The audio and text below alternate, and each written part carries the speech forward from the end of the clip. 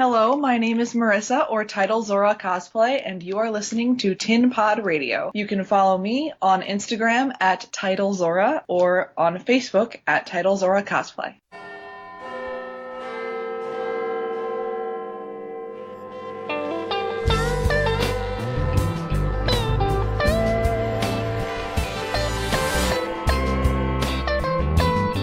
Oh, I've been waiting in the airport bar for hours. Welcome to Brain Leakage, the podcast where I talk about every single episode of Doctor Who, from Unearthly Child to whatever current time is when you're reading this, because Doctor Who never ends and it never will.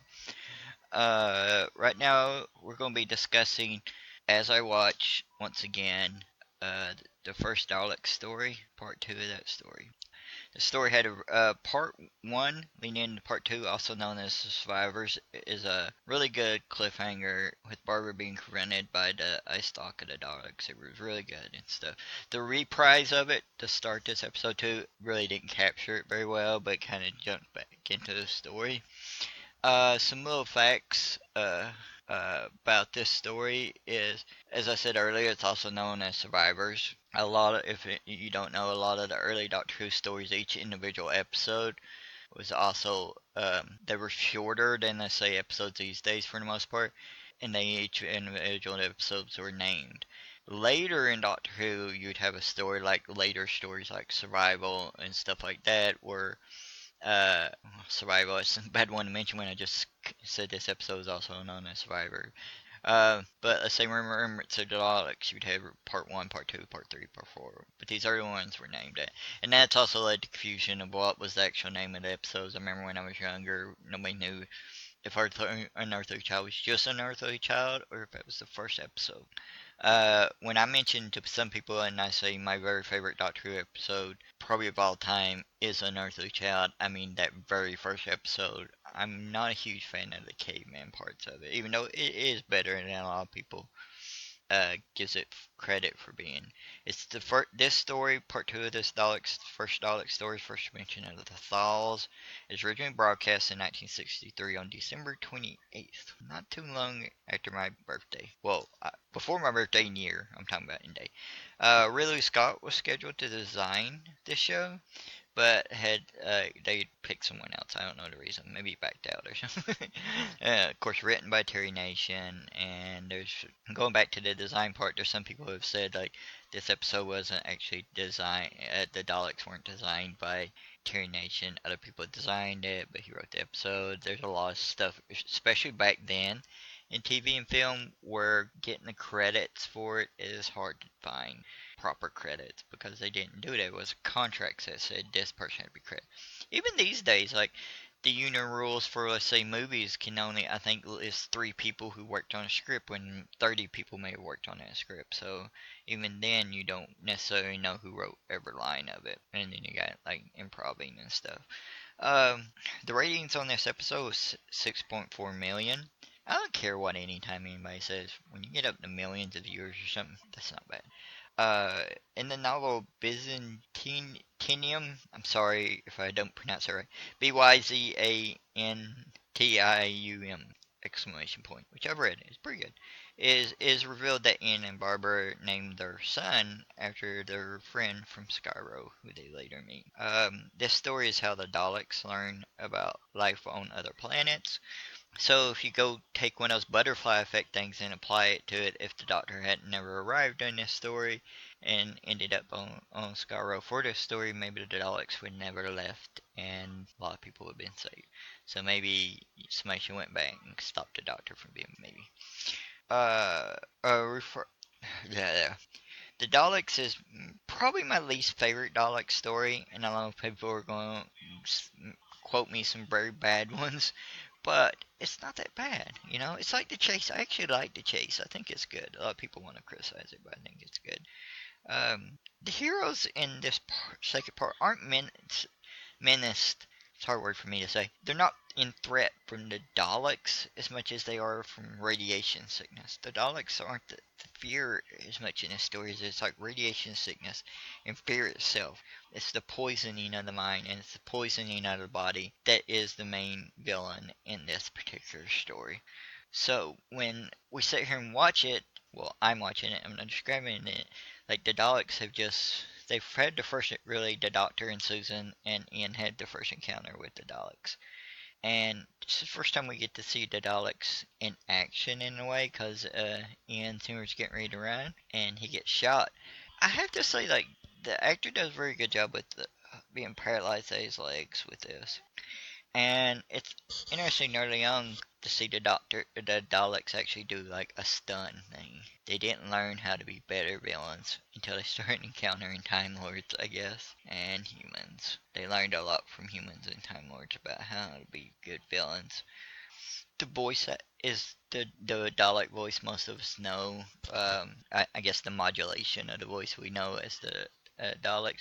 The design is pretty much there, even though in this story they're learning that they're magnetized and they can only go throughout the city because of that. Which again is proof that if they hadn't maybe met the Doctor and learned about other planets and start moving on, maybe they wouldn't have been the master death machines that they actually would later become.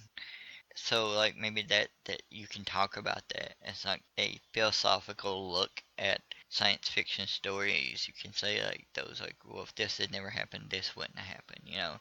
Maybe the hero getting involved caused more problems than it helped. These are one of these early Doctor Who stories, even though a lot of people might compare it to my other ones where it's filler. It's not, because this Doctor Who team of Ian, Barbara, Susan, and the Doctor, I think all worked very well together, and these early stories used them well. Where later, when there was a lot of Doctor Who's Doctor companions and the TARDIS crew was bigger, sometimes it didn't, and they didn't.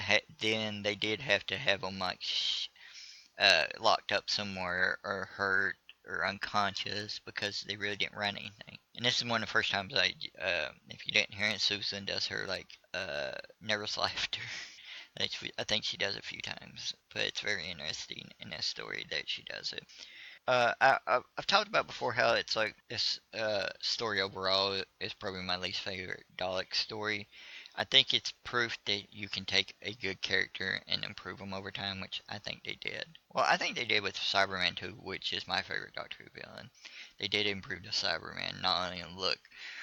I'm not a huge fan of the modern Cyberman, but I have to say, them coming from a different dimension and a different reality, I think helps that look and the way they are not bother me as much as if they did change the regular Doctor's Cybermen.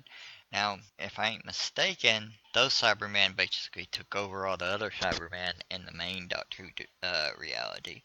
Maybe the 616 Doctor Who reality? I don't know. Call it what you will. The Alpha reality. So like they may have took over, but like back to my point about like I think the Daleks were the changes that were made for them over time. I think really worked.